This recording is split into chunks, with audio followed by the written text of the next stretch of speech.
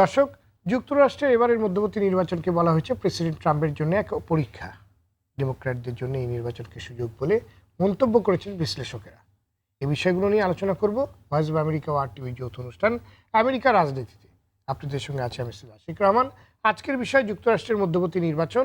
এ বিষয়ে আলোচনার জন্য স্টুডিওতে উপস্থিত রয়েছেন সাবেক রাষ্ট্রদূত ডক্টর তৌফিক আলী এবং আন্তর্জাতিক সম্পর্ক বিশ্লেষক অধ্যাপক ডক্টর তারেক শামসুর রহমান। আপনাদের দুজনকে স্বাগত RTV স্টুডিওতে। আমরা মূল আলোচনায় যাব, তবে তার আগে দেখে আসি ভয়েস অব আমেরিকার ওয়াশিংটন ডিসি থেকে RTVর জন্য পাঠানো বিশেষ প্রতিবেদন। Voice of America Washington studio থেকে RTVর শ্রোতা দর্শকদের জন্য জানাচ্ছি অনেক অনেক শুভেচ্ছা এবং আজকের আলোচনায় আপনাদেরকে আমন্ত্রণ জানাচ্ছি। আমাদের এই সাপ্তাহিক আলোচনায় আজকে আমরা আলোচনা করব নির্বাচন, না বাংলাদেশের আসন্ন নির্বাচন নয়, বাকি আছে ডিসেম্বর মাসে যুক্তরাষ্ট্রের মধ্যবর্তী মেয়াদের নির্বাচন এবং 6 নভেম্বর এই নির্বাচন মধ্যবর্তী মেয়াদের নির্বাচন অনুষ্ঠিত হতে যাচ্ছে। বিপুল সাড়া পড়ে গেছে চারিদিকে, ভোটারদের রেজিস্ট্রেশন শুরু হয়ে গেছে, দরজায় নক করছেন সবাই যে ভোট দিতে যান। বেশ বিপুল উৎসাহ উদ্দীপনা দেখা যাচ্ছে। আর আজকে আমার সঙ্গে আমার দুই সহকর্মী রয়েছেন নিউজ রুম থেকে senior political reporter Jim Mellon. Welcome Jim. Thank you very much Rokeya. আমাদের দর্শক শ্রোতারা খুব ভালো করেই চেনেন জিম মেলনের সাথে সুপরিচিত। আরও আছেন আমাদের সহকর্মী শাগুফতা নাসরিন কুইন। শাগুফতা, আলোচনার জন্য তৈরি? হ্যাঁ।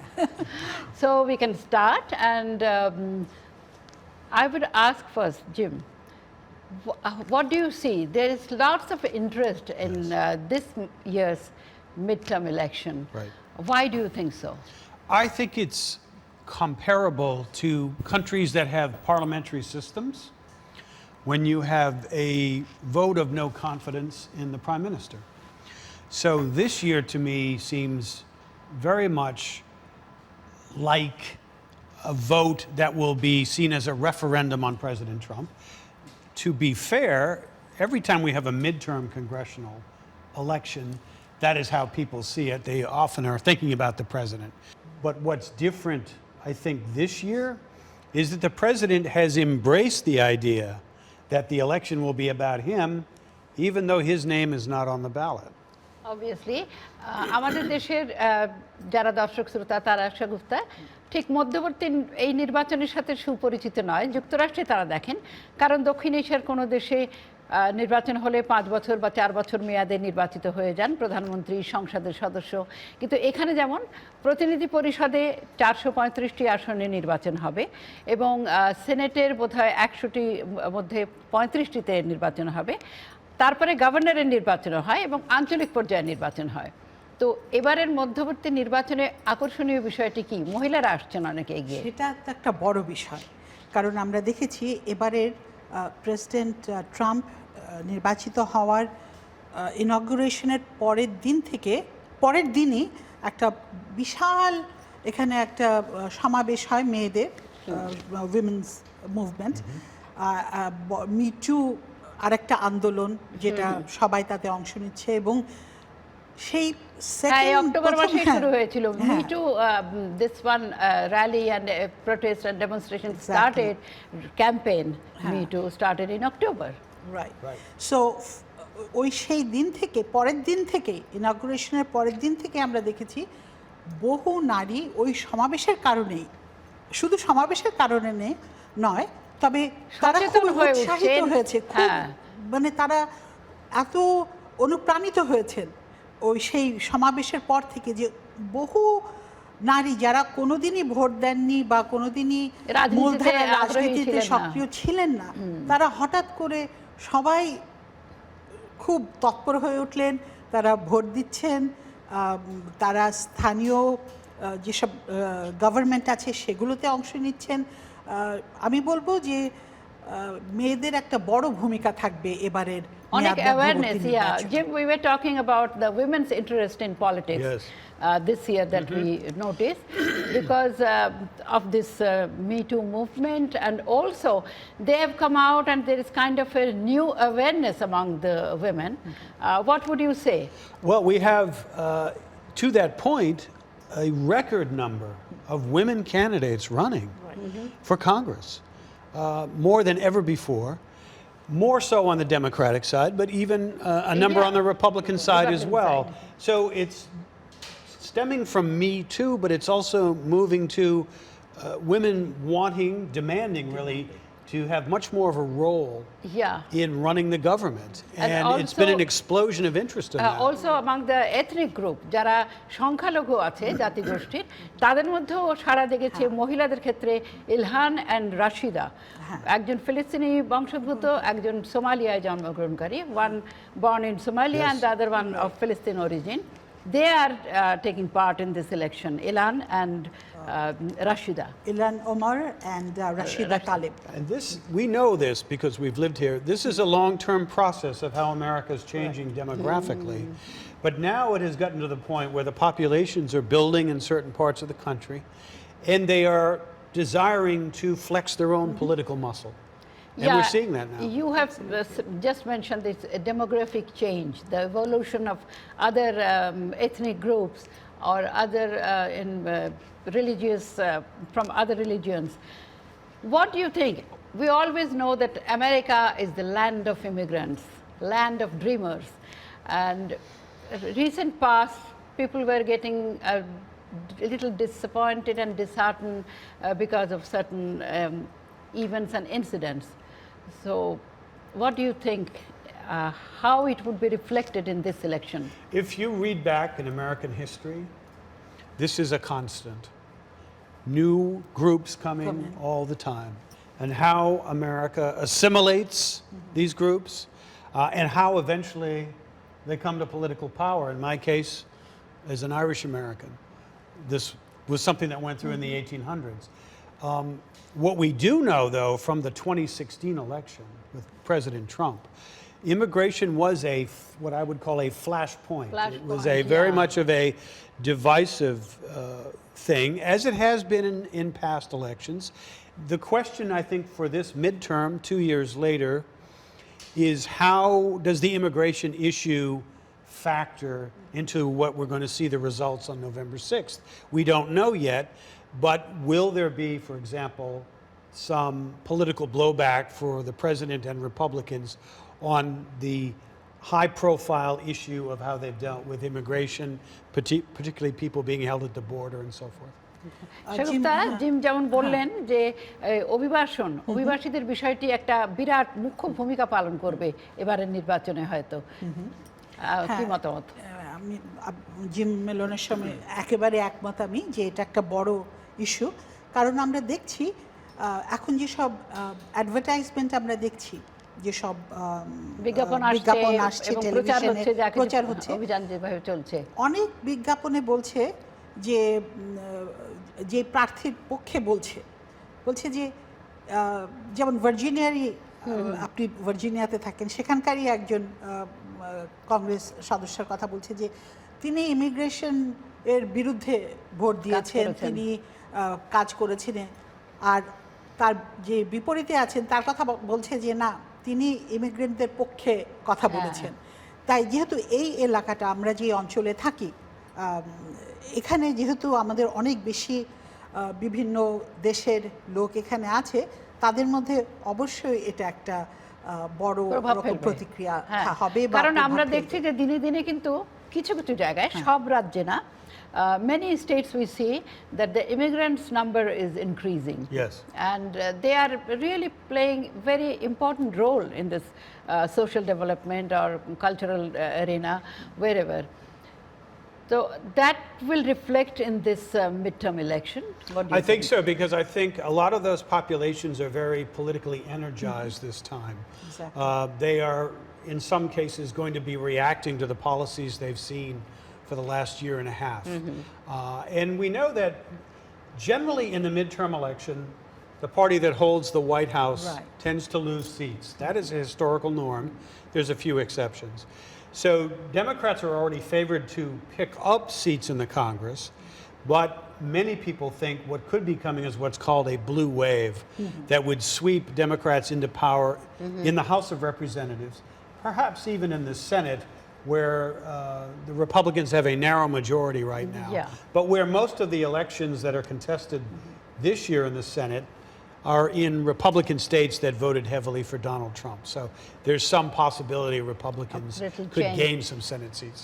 ওকে শাগুফতা কি মনে করেন? হ্যাঁ, আমিও তাই একই মত পোষণ করি যে কারণ আমরা যেরকম যা যা দেখছি যে যেখানে শুধু বিজ্ঞাপন থেকে নয়, যেসব পোল দেখা যাচ্ছে, জনমত সমীক্ষা দেখা যাচ্ছে, সেগুলোতেও দেখা যাচ্ছে যে অনেক বেশি যারা বিভিন্ন জনগোষ্ঠীর লোক এখানে বসবাস করছেন তারা অনেক বেশি সক্রিয় এবং তারা অবশ্যই ভোট দেবেন এবং ডেমোক্র্যাটরা অনেক বেশি তৎপর মনে হচ্ছে। তবে আমাদের এখন যেমন সুপ্রিম কোর্টের বিচারপতি নিয়োগ নিয়ে যে একটা বিতর্ক চলছে ক্যাভানর জাজ মনোনয়ন নিয়ে, সেটাও কিন্তু পোলারাইজ করছে। সেটার কারণেও কিন্তু রিপাবলিকান প্রেসিডেন্ট ট্রাম্পের যেটা রিপাবলিকান বেস তারাও কিন্তু অনেক সক্রিয় হচ্ছে যে তাদের করার আছে, তারা এটা কারণ তারা চাইছে যে এই বিচারপতি মনোনয়ন পাক, সুপ্রিম কোর্টের বিচারপতি হিসেবে ক্যাভানর মনোনয়ন পাক, এবং সেটা নিয়ে বিতর্ক হচ্ছে এবং তা নিয়ে তদন্ত হচ্ছে যেহেতু তার বিরুদ্ধে কিছু অভিযোগ এসেছে। এখন আমরা দেখব কি হয় পরবর্তীতে। না, আমরা যেটা what we are looking at, the people in countries like in Bangladesh or India sometimes wonder that what is the big so much important thing about the midterm election. Oh yeah, that's a great question. If you can briefly analyze. Here's what it means. It means who has the balance of power in our government. And if the Republicans lose control of the House of Representatives or the Senate, both chambers, this will put severe limits on President Trump's presidency. Yeah. So his agenda that he wants to pursue, including foreign policy, perhaps immigration, could be stopped in its tracks by Democratic gains. In addition, the Democrats have talked about launching a number of investigations of the Trump White House. So you can see that Democratic gains could lead to an even more paralyzed and polarized environment in Washington, even than we've seen for the past few years. So the consequences of the midterm, even though the president is not on the ballot himself, the consequences for his presidency and for the country are enormous, especially in this highly charged time. I wanted to ask you a question about the check and balance that we always talk about, that's in the Constitution. That's right. And will the midterm election determine that, or will change that? It will determine the nature of the checks and balance.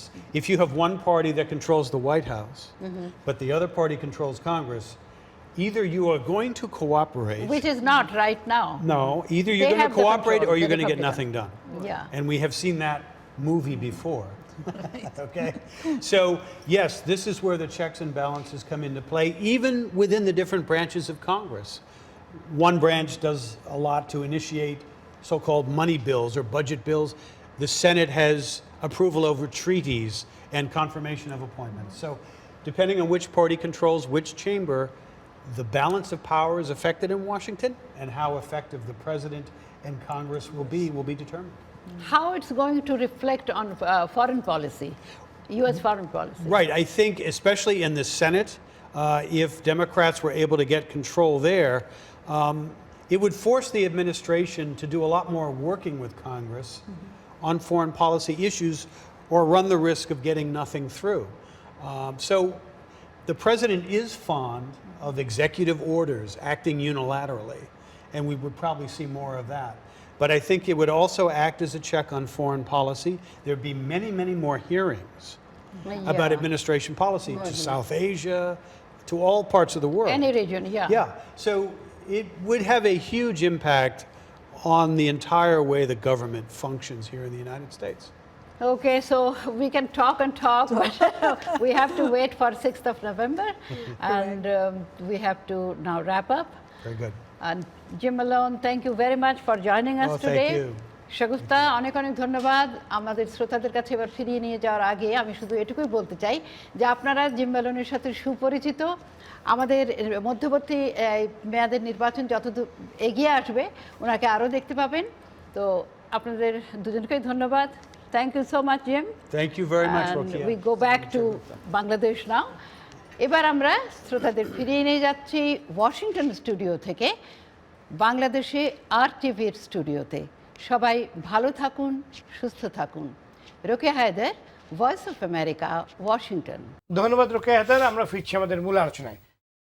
Ambassador doctor তৌফিক আলী, আপনাকে দিয়ে আমাদের আজকে আলোচনা শুরু করছি। আলোচনাতে যেমনটি শুনলাম যে এই নির্বাচনটি আসলে প্রেসিডেন্ট ডোনাল্ড ট্রাম্পের জন্য একটি অগ্নি পরীক্ষা। আপনি এটাকে কিভাবে দেখেন? ধন্যবাদ। আরটিভিতে এসে আমি অত্যন্ত খুশি হয়েছি যে এই বিষয়ে কথা বলছেন।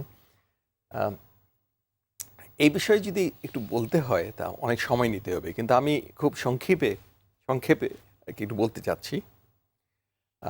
প্রথম কথা হচ্ছে, ট্রাম্প কিন্তু আপনি যদি একটা ব্যক্তি হিসাবে দেখেন একটা জিনিস, কিন্তু ট্রাম্প আসলে ব্যক্তি হিসাবে দেখলে আপনার ঠিক হবে না। ট্রাম্প ইলেকশনের আগে যেগুলো জিনিস সে প্রতিজ্ঞা করেছিল, বলেছিল যে যেগুলো করবে, সেগুলো কিন্তু একটা একটা করে সব সে করে যাচ্ছে, একটা একটা করে। কোনো প্রেসিডেন্ট অতীতে কিন্তু এটা করে নাই।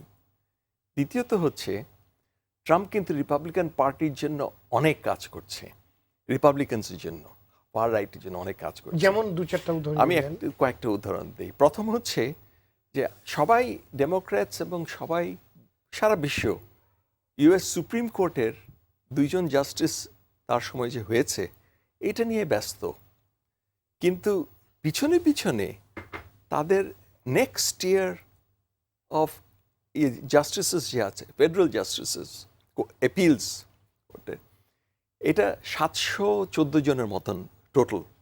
714 জনের মধ্যে 2 বছরে সে 84 জাস্টিসেস অ্যাপয়েন্ট করেছে। এটা কিন্তু সব কনগ্রেশনাল অ্যাপ্রুভাল নিয়ে। কেউ কিন্তু এটা লক্ষ্য করে নাই যে তলে তলে সে এটা কাজ করে যাচ্ছে। ওবামা গত 2 বছরে, তার লাস্ট 2 ইয়ার্সে মাত্র 20 জনকে অ্যাপয়েন্ট করতে পেরেছে, কিন্তু ট্রাম্প সে করে যাচ্ছে। এটা একটা। দ্বিতীয়ত হচ্ছে, তার যে সাপোর্ট বেস যেটা আছে, এই সাপোর্ট বেস কিন্তু একদম নড়ে নাই, আগের মতন আছে। ইলেকশনের আগে যেটা ছিল, ইলেকশনের সময় যেটা ছিল, তারা আছে। এবং তার সাথে কিছু যোগ হয়েছে, স্পেশালি কিছু ইভ্যাঞ্জেলিক্যালস কিছু যোগ হয়েছে। ভাইস প্রেসিডেন্ট কিন্তু ইভ্যাঞ্জেলিক্যাল। কিছুদিন আগে তাদের সম্পর্কে একটা বই লেখা হয়েছিল, এই মাসখানিক আগে একটা বই প্রকাশ হয়েছে।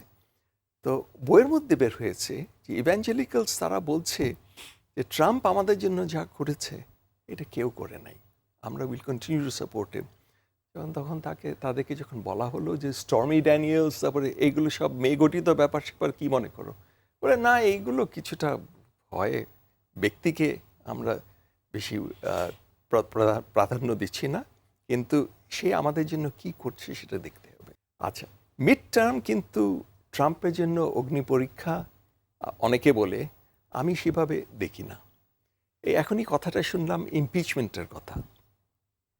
আমেরিকার impeachment system is extremely complicated. 2টা হাউস আছে, এই 435 মেম্বার্স এবার ইলেক্টেড হবে লোয়ার হাউসে, অল 435। লোয়ার হাউস যদি ইমপিচও করে, let us say Democrats control the lower house, যদি ইমপিচও করে, সেনেটে গিয়ে কিন্তু এটা সম্ভব কিনা ইমপিচ করা সন্দেহজনক। কেন সেনেটে এইবার এখন যেটা ডিস্ট্রিবিউশন, 47 হচ্ছে Democrats plus 2 independent who vote with the Democrats, আর 51 হচ্ছে রিপাবলিকানস। কিন্তু আউট অফ দিস, এর মধ্যে এই ইলেকশনে 33 senators are up for election. Out of these 33, 24 are Democrats. Democratsরা এত খারাপ পর্যায়ে কোনোদিন ছিল না, যায়নি। অধ্যাপক ডক্টর তারেক শামসুর রহমান, আপনার কাছে মূল্যায়নটা জানতে চাচ্ছি। ডক্টর তৌফিক আলী যা বলছিলেন এর পেছনে অনেকগুলো সত্যতা আছে। ট্রাম্পের পেছনে এত বেশি তার বিরুদ্ধে অভিযোগগুলো আছে একের পর এক। আপনি দেখেন সেই অভিযোগগুলো তিনি একের পর এক কাটিয়ে উঠতে পারছেন এবং তার খুব একটা বড় ইম্প্যাক্ট হয়নি। আপনি দেখেন তার আমলেই এক ধরনের ট্রেড ওয়ার শুরু হয়েছে চীনের সাথে, ইউরোপিয়ান ইউনিয়নের সাথে, কানাডার সাথে, মেক্সিকোর সাথে, সবাইকে তিনি এক ধরনের হস্টিলিটি তৈরি করেছেন তিনি। কিন্তু তারপরে দেখবেন আনএমপ্লয়মেন্ট রেট এখন অনলি 3.7%, যেটা আমেরিকার ইতিহাসে 50 বছরের ইতিহাসে এত কম আনএমপ্লয়মেন্ট ছিল না। খুবই ভালো তুলনামূলকভাবে। তার অর্থ হচ্ছে তিনি যত কথাই বলুন মানুষ কিন্তু বেনিফিটেড হচ্ছে। এবং তিনি এই যে ইমিগ্রেশনের যে তিনি যে এটা নিয়ে অনেক কাহিনী আছে, অনেক ইভেনকি সাম্প্রতিককালেও আমরা দেখবেন যে হন্ডুরাস থেকে হাজার লক্ষ লোক টুয়ার্ডস আমেরিকাতে তারা আসতে যাচ্ছে। তো ফলে তার ইমিগ্রেশন পরে, এবং আপনি হেলথ কেয়ারের কথা বললেন, ওবামা, যেটাকে আমরা সবাই ওবামা কেয়ার বলি, সেই ওবামা কেয়ারও তিনি কিন্তু অনেক পরিবর্তন এনেছেন ইতিমধ্যে, কিন্তু পুরোটা বাতিল করতে তিনি বাতিল করতে পারেন কিংবা হোয়াট এভার মেবি হয়নি, এটা কিন্তু অ্যাজ ইট ইজ রয়ে গেছে। তবে কিছু কিছু পরিবর্তন এসছে, যেটাকে বলা হয় যে এবার একটা বড় ধরনের চ্যালেঞ্জের মধ্যে তিনি আছেন। তিনি যদি দুইটা হাউস যদি তার সমর্থকরা কন্ট্রোল করতে না পারে, তাহলে ডেফিনেটলি তিনি একটা সমস্যার মধ্যে পড়বেন। এবং এই যে 435 জন হাউস অফ রিপ্রেজেন্টেটিভদের নির্বাচন হবে, 1/3 সিনেটের নির্বাচন হবে, এখানে যদি তার সমর্থকরা ভালো না করে তাহলে কিন্তু তিনি তার বিরুদ্ধে যে ইমপিচমেন্টের কথা বলা হচ্ছে, যদিও ডক্টর তৌফিক আলাহি বললেন বিষয়টা অত সহজ নয়, কিন্তু এটা উঠতে পারে, এটা নিয়ে আলোচনা হতে পারে এবং উঠতে পারে। এখন রিপাবলিকানরা 241 জন আছে রিপাবলিকান আপনার সদস্য হাউসে, আর ডেমোক্রেটরা আছে 194। তো এখানে ডেমোক্রেটদের আরো যদি 20-25টা 22টা তারা পায়, তাহলে কিন্তু সিনারিওটা চেঞ্জ হয়ে যেতে পারে। আমি এই বিষয়গুলো নিয়ে আপনার কাছে আবার আসবো, তার আগে নিয়ে নিচ্ছি ছোট্ট একটি বিরতি।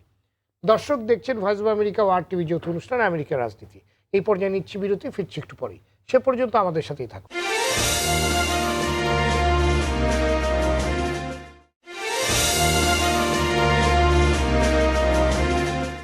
দর্শক আবারও আমন্ত্রণ আমেরিকার রাজনীতি অনুষ্ঠানে। কথা বলছিলাম যুক্তরাষ্ট্রের মধ্যবর্তী নির্বাচন নিয়ে।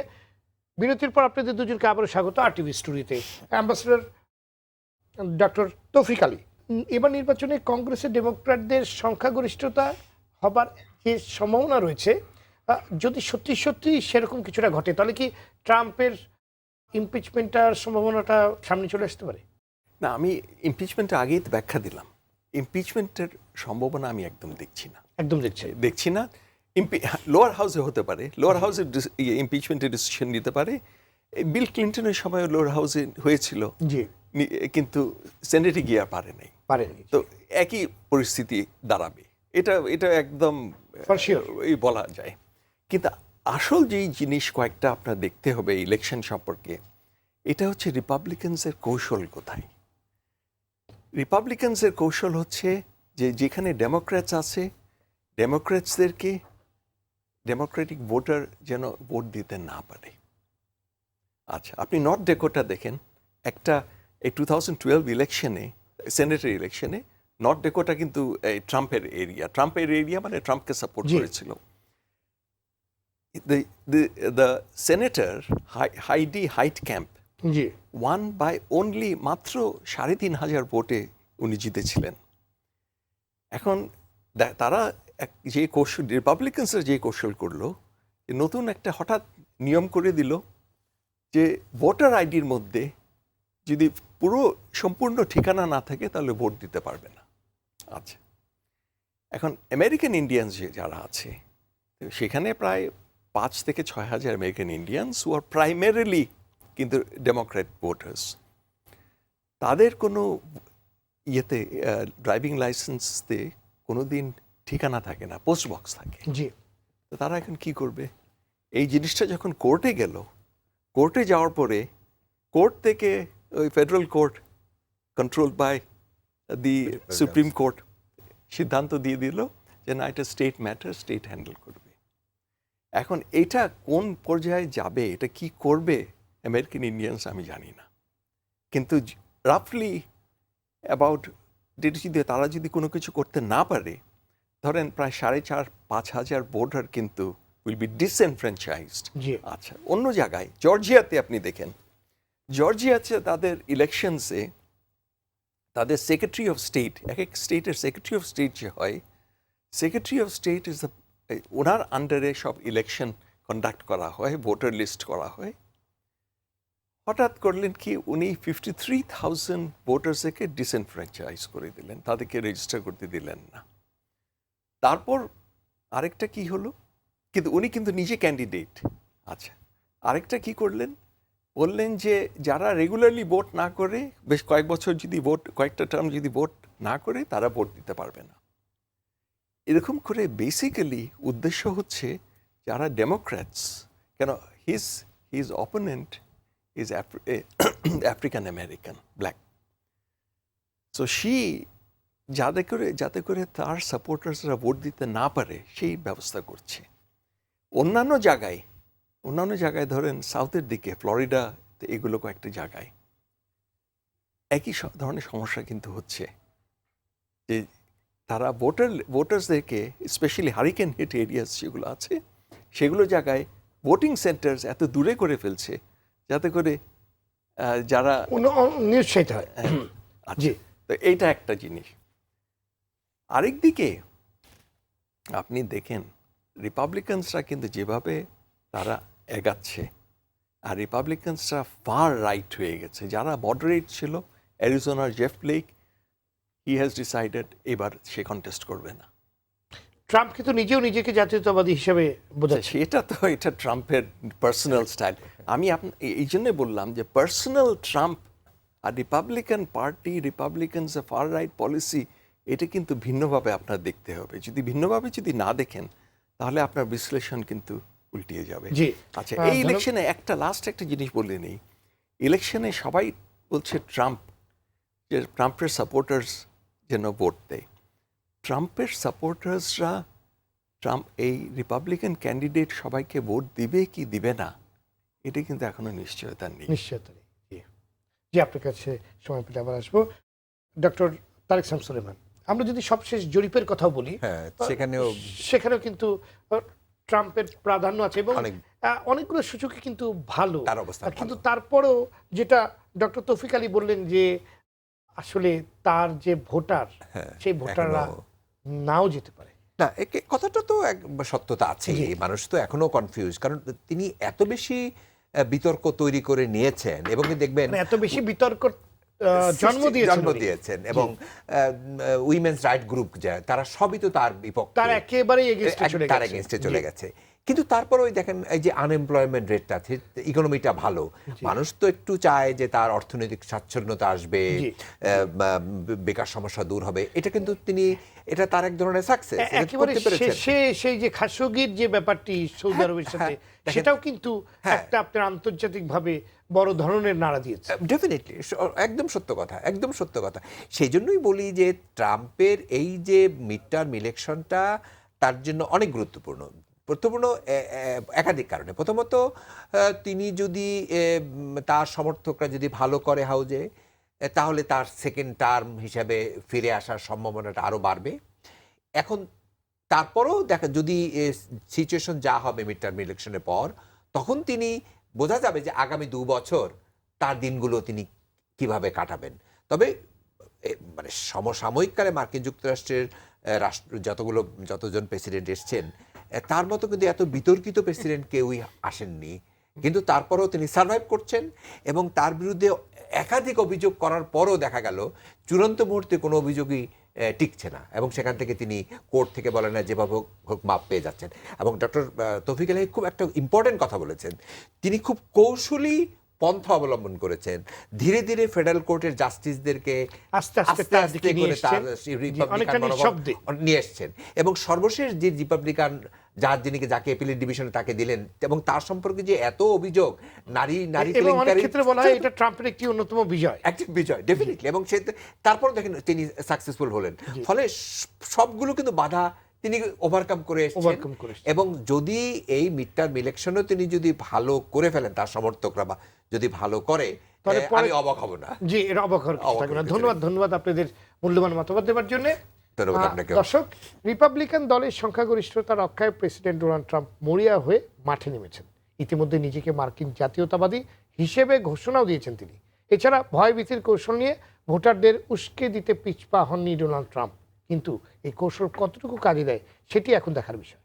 আসছে নির্বাচন, মার্কিনীদের স্বার্থ রক্ষার পাশাপাশি অভিবাসন ইস্যুর স্থায়ী সমাধান হোক, সেই প্রত্যাশা শেষ করছি আজকের অনুষ্ঠান। এতক্ষণ সঙ্গে থাকার জন্য ধন্যবাদ সবাই।